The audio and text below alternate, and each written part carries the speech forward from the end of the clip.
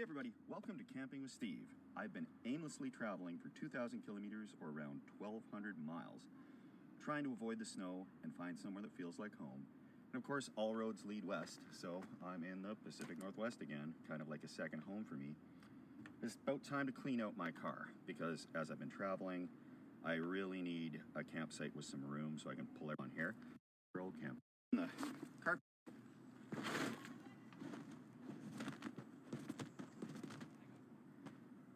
feels cozier already. The downside of camping out of a car is basically you're just sitting in the car if it starts to rain or something like that. So I got these extendable painter's poles that I'm sure I can rig up some awning on my suction cup roof rack here to keep me out of the elements if it so chooses to rain. The tarp I got to use here is 6 feet, and to spread those painter's pole extendable shower curtain rods. 6 feet. Let's see what these things can do. Not very strong.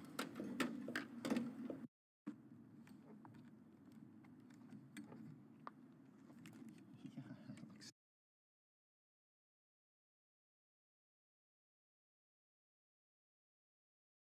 it looks sturdy. I got these, no way. Is this gonna work? Okay, I got these gear ties. What are they actually called? Just a second. Okay, they're called gear ties, and they're like big twist ties, and they're reusable and stuff. So I've never used them before.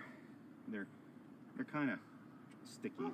I don't know if this will work very good, but I like trying out new stuff. So this might work.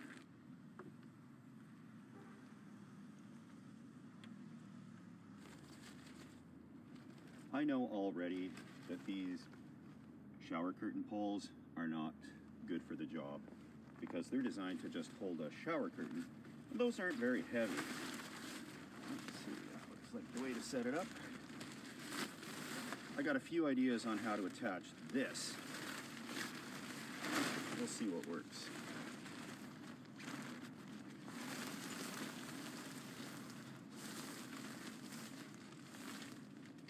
I got these really strong clips. They make good exercise, actually.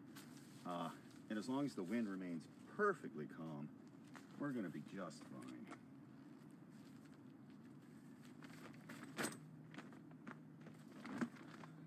That's nice. All right, this is pretty good. I know they actually make awnings I can use, but that's not my style, let's be honest here. Anyway, this contraption's done. I'm gonna start a fire in a little bit, but we got a little daylight and it's a beautiful park. Let's look around. All right, that looks like it'll do. Got some lights up on here as well. Kick those in later. But it's so good to see some green on the leaves, like what's left of them. They were gone months ago back where I came from in Alberta. Look at this.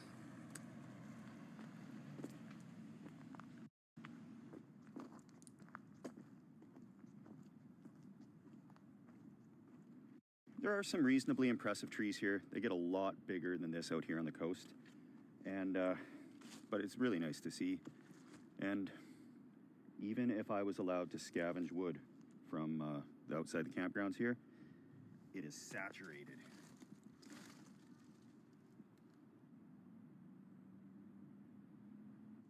For locals and people with a sharp eye, I have been to this campground before. This is where I did the tent in a tent, except I figure it's a little bit less recognizable without all the snow on the ground. And beautiful sights, probably about 15% of them are occupied, maybe less, just the way I like it. And there's a beach.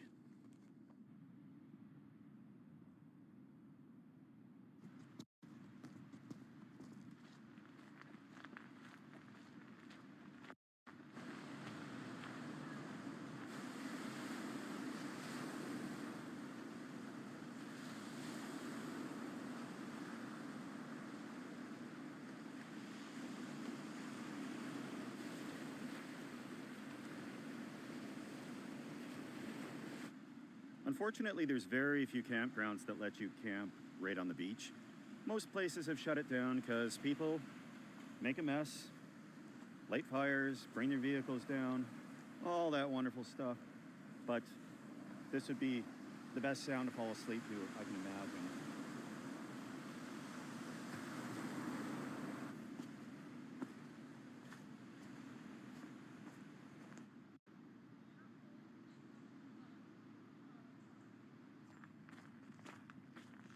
This place has a couple hundred sites, but you wouldn't catch me here when they're all open. They've got probably 70 or 80 sites open right now. Of course, washrooms are all closed up, but there are the outhouse types, so they're just as good, right? Starting to make some organizational progress. I sleep in my car with a rice cooker. Do you?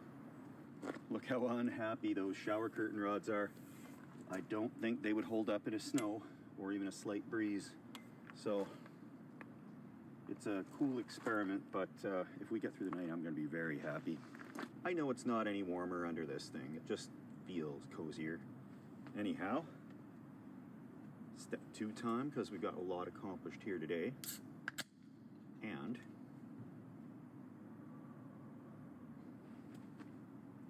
it is that time of year that if you are interested in merch, I do have a store. The only official one is the Crowdmade store, and there's going to be a link. That's all I have to say about that. If you find it anywhere else, it's counterfeit. And there is some of them out there. It's that most wonderful time of the year where the sun sets at 4:30. It makes it easy to sleep, but hard to cook dinner. It's only going to get darker than this. And the sun, despite setting so early, seems to rise disturbingly early, so that rules out sleeping in. I've got to get this fire going here in a moment. It's cooling off. I can see my breath. Right, fire time. It's store-bought wood, and the story about that, I ran into a guy who is a actual BC park ranger, and we got discussing about scavenging wood from the sites around the campsite. And you know, it's, aside from the fact that it's so wet, it's just, if everybody did it, it would just be trampled down. So it was cool to meet him. But you know, whatever we can do around here to keep things as environmentally friendly as possible, we want to do.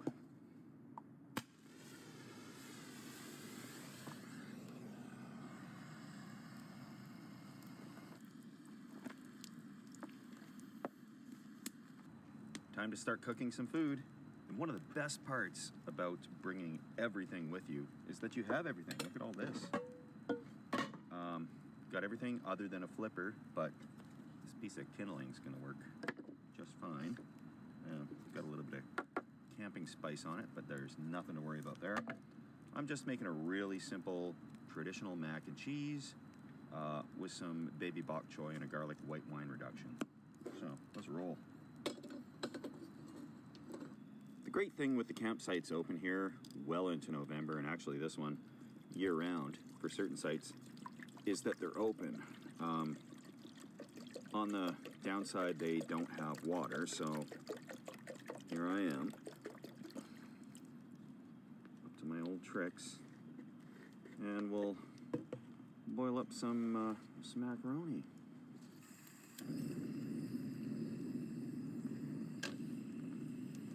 Oh yeah, that's gonna not have a problem at all.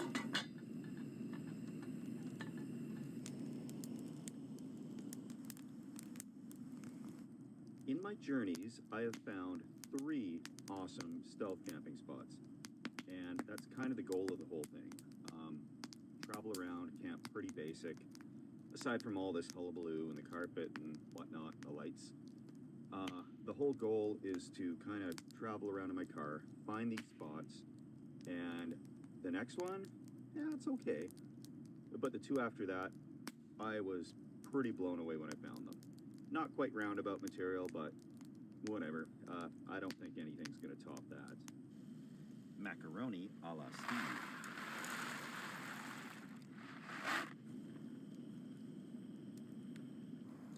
I know. Why do I always cook a meal for four? The world is made for a family of four. I used to cook for two, but that was even tricky. And now, cooking for one on the road, they don't sell a quarter can of chicken broth, and they don't sell a quarter pound of ground beef or anything like that. You have to buy a family-sized portion. So I cook it all and have leftovers the next day. That's nothing wrong with eating 4 days of the same thing, right?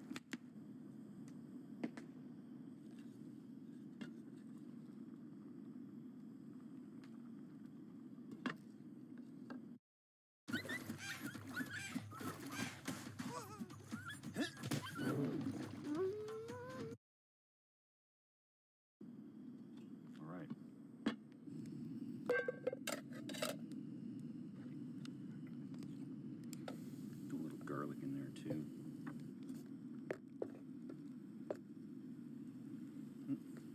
A pine needle in there somehow. Flour.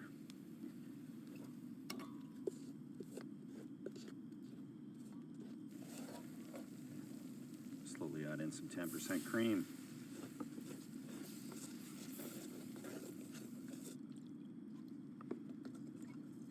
A little bit of sour cream.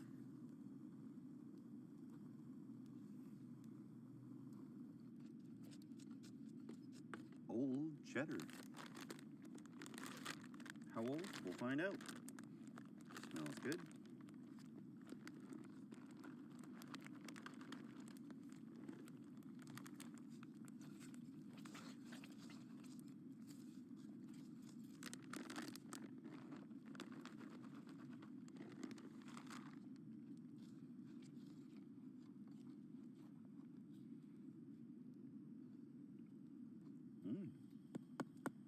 Oh, that'll do. Some butter in there.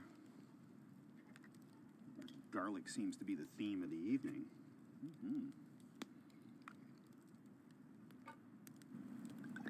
Some white wine in there. A little oyster sauce.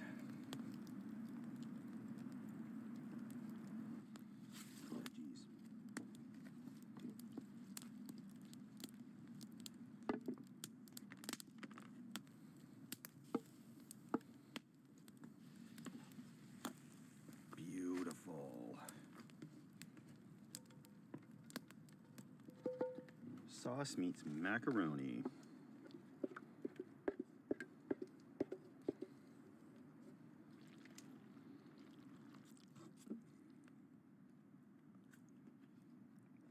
Oh, yeah.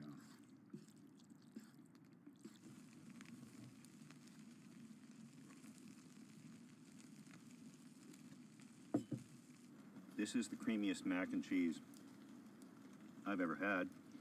Probably due to the cream and the sour cream, but no, this is the way to do it.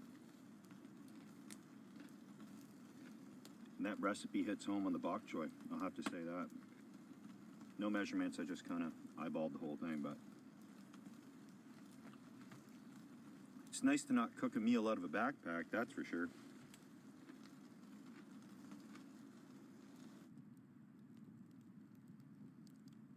Been traveling around in this little clown car circus tent thing here, full to the brim of way more than I need, and I just can't figure out what the perfect vehicle would be for what I'm trying to do. Aimlessly drive around. I think something bigger than this. I think like a minivan would probably be the most ideal. Something that could tow something though. There's unfortunately like no one vehicle that's going to do everything I want. And I have the weirdest ones, you know, the smallest camper I could buy, school bus, that type of stuff, and I don't get enough use out of them all. So I think something like middle of the road, utilitarian, useful vehicle would be best. But ever since the days when I lived in a motorhome, that was huge, burned a ton of gas.